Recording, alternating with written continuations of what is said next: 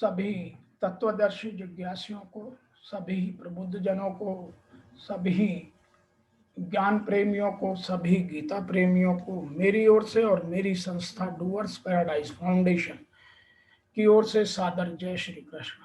आज हम वर्तमान युग में आध्यात्मिक चिंतन की श्रृंखला के तहत गीता के तृतीय अध्याय के श्लोक संख्या 43वें अर्थात अंतिम श्लोक की व्याख्या कर रहे हैं। 42वें श्लोक तक भगवान ने इंद्रिय, मन और बुद्धि से भी आत्मा को श्रेष्ठ बताने का कथन अर्जुन को समझाया और अर्जुन जैसे जिज्ञासु हम भी हैं, हमको भी समझाया। और अब भगवान श्री कृष्ण यह सीधा सीधा अर्जुन को आज्ञा दे रहे हैं कि बुद्धि से परे आत्मा को जानकर बुद्धि द्वारा मन का संयम करके काम को मार दो।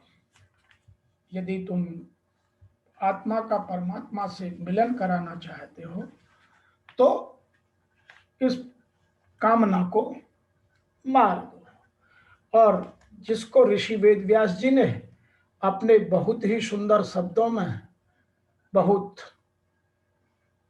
ही निराले ढंग से हमारे हितार्थ, हमारे कल्याणार्थ और हमारे ज्ञान की पराकाष्ठा के लिए लिखा है। एवं बुद्धे परम बुद्धवा संस्तभ्य आत्मानम आत्मना जहि शत्रुम महाबाहो काम रूपम दुराशदम। अर्थात इस प्रकार की बुद्धि से श्रेष्ठ आत्मा को जानकर और बुद्धि द्वारा मन को वश में करके, हे महाबाहो, हे अर्जुन, तुम इस काम रूप दुर्जय शत्रु को मार डालो। उन्होंने कहीं कोई किसी तरह की इफ एंड बट का प्रयोग नहीं किया और सीधा कहा कि इसको आप मार डालो। अर्थात हमें यदि आत्मा का परमात्मा से मिलन कराना है तो हमें इसको मारना ही पड़ेगा। They say that the senses are superior. Superior to senses is mind, and superior to mind is reason, and superior to reason is he. और उसमें सब में हमको जानकर समझकर उन चीजों की और उनका आत्म कर देना, उनको खत्म कर देना, उनको मार देना बहुत आवश्यक है। यदि हम इन सब को नहीं मार सकते तो यह हमारे लिए बड़े विचित्रता की बात होगी, जिसको हमें समझना, जानना बहुत आवश्यक है। O mighty arm, in this way use intellect to realize that which is superior to the intellect. Use your inner strength to calm the Atma and destroy the enemy in the form of desire that is difficult to defeat. तो ये यहाँ समझाने का प्रयास किया गया है, जिसको हमें जानने के लिए, समझने के लिए बहुत सारी बातों को जानना बहुत आवश्यक है। जिस प्रकार बुद्धि से परे अर्थात सूक्ष्म और बलवान अपनी आत्मा को जानकर, आत्मबल को समझकर, यहां बात की गई है आत्मबल की, आत्मबल को समझकर बुद्धि के द्वारा अपने मन को वश में करके, हे अर्जुन, इस काप रूपी दुर्जय शत्रु को मार। अपनी शक्ति को समझकर इस दुर्जय शत्रु को मार। काम एक दुर्जय शत्रु है। इंद्रियों के द्वारा यह आत्मा को मोहित करता है। तो अपनी शक्ति समझकर आत्मा को बलवान कर, मन को बलवान नहीं, आत्मा को पोषित कीजिए। आत्मा को बलवान कर और आत्मा को बलवान समझकर काम रूपी शत्रु को मार। कहने की आवश्यकता नहीं कि यह शत्रु आंतरिक है और युद्ध भी अंतर्देश का ही चल रहा है। तो यहाँ यह बात बहुत ध्यान से समझने की है कि गीता पांडवों और कौरवों के बीच युद्ध कर रही है या हमारे अंदर के विकारों और हमारे अंदर की बुद्धि के या आत्मा के तत्वों के बीच। यही तत्वदर्शिता है। यदि हम इस बात को समझने में सफल हो गए तो हमारी बहुत सारी समस्याएं स्वतः समाप्त हो जाएंगी और आत्मा का परमात्मा से मिलन हो जाएगा।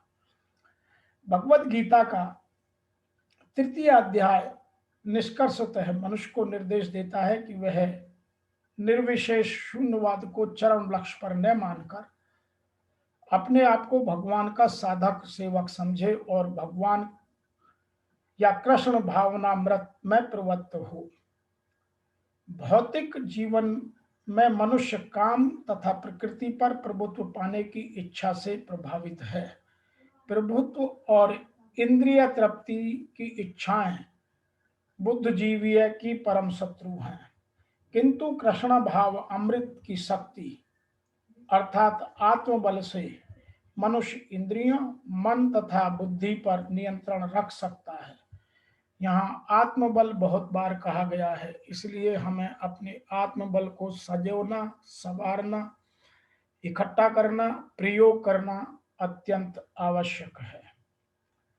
इसके लिए मनुष्य को सहसा अपने नियत कर्मों को बंद करने की आवश्यकता नहीं है, अपितु धीरे धीरे कृष्ण भाव अमृत विकसित करके भौतिक इंद्रियां तथा मन को प्रभावित हुए बिना अपने शुद्ध स्वरूप के प्रति लक्षित इच्छित बुद्धि को दिव्य ताकि ओर मोड़ना और दिव्य स्थिति को प्राप्त हुआ जा सकता है।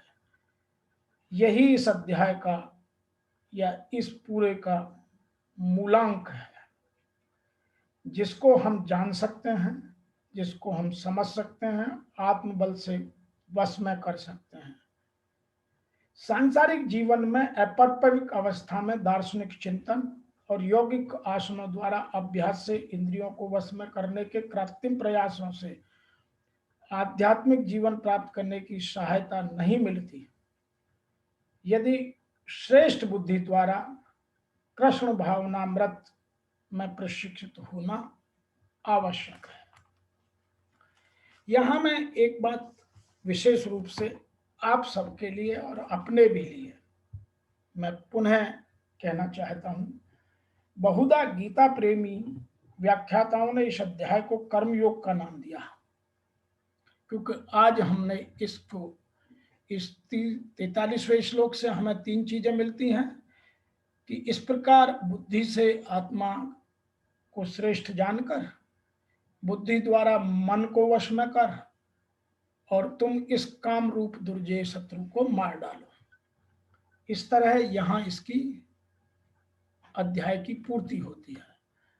और ओम तत्सदति श्री भागवत गीतासु उपनिषत्सु ब्रह्म विद्यायाम योग शास्त्रे श्री कृष्ण अर्जुन संवादे कर्म योगो नाम तृतीयो अध्याय।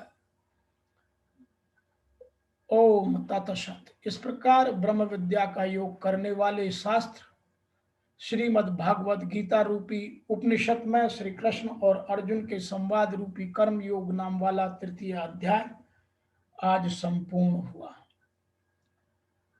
ओम तत्सत इज ट्रुथ।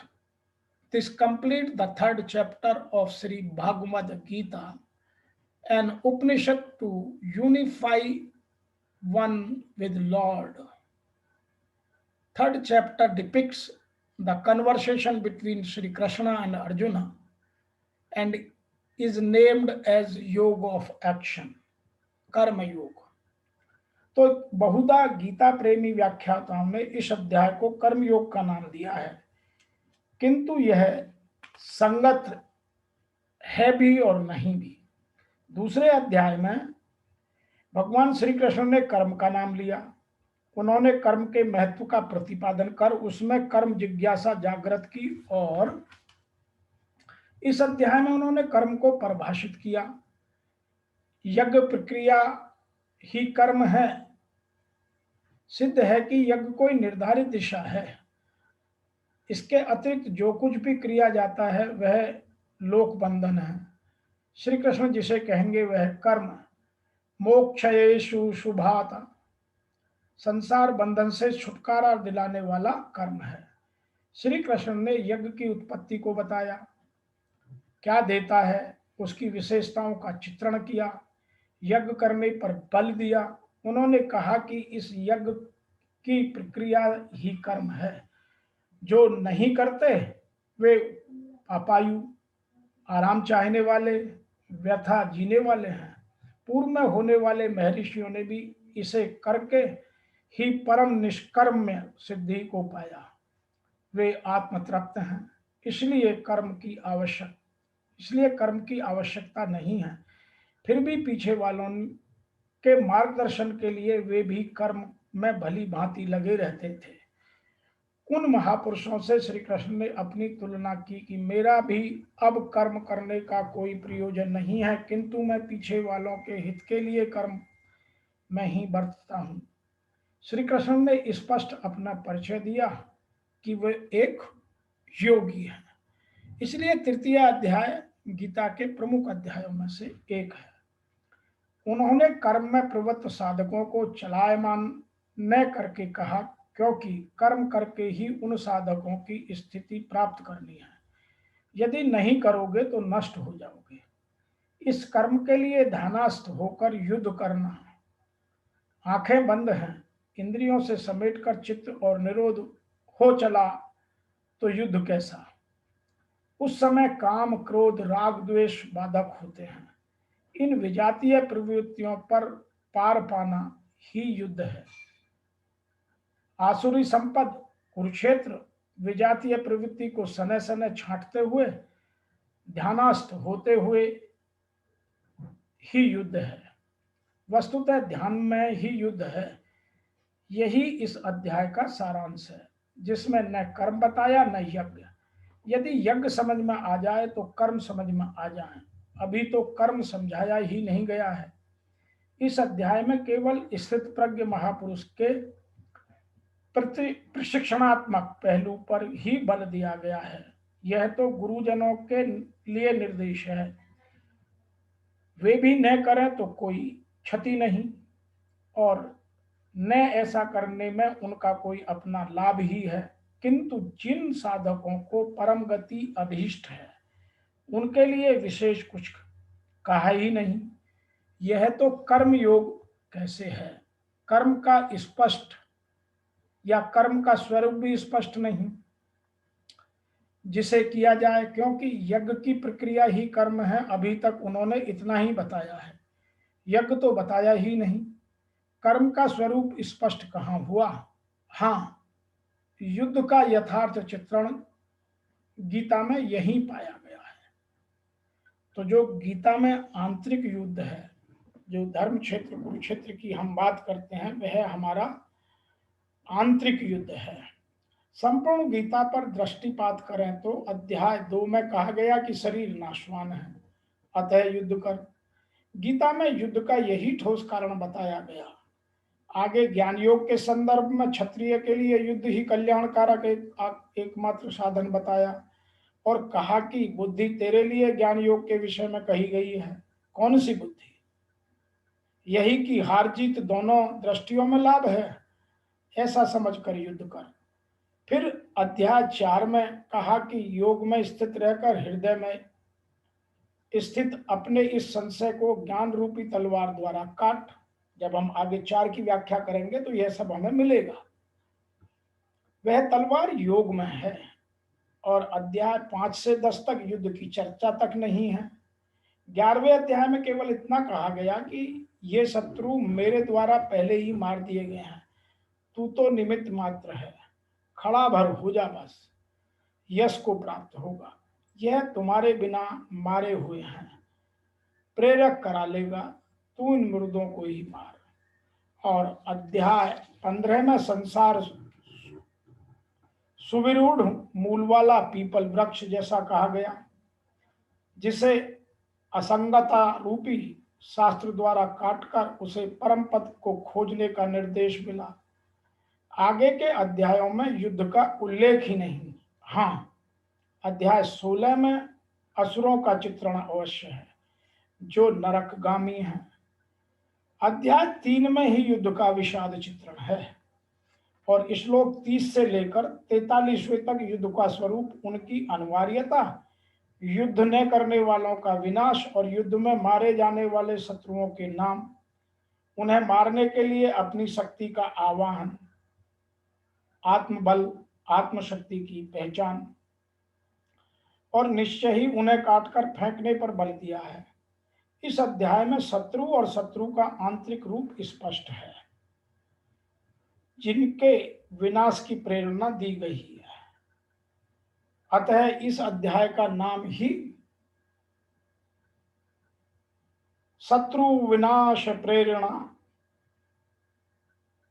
दिया गया है। अतः इसको जानकर, समझकर हमें अब गीता के अगले अध्याय की ओर चलना है। आज इस तृतीय अध्याय के अंतिम श्लोक की व्याख्या में इतना ही। फिर आपसे शीघ्र मिलते हैं इस गीता के चौथा अध्याय और उसके प्रथम श्लोक की व्याख्या लेकर। तब तक के लिए आपको मेरी ओर से और मेरी संस्था डूअर्स पैराडाइज फाउंडेशन की ओर से ओम नमो भगवते वासुदेवाय नमः।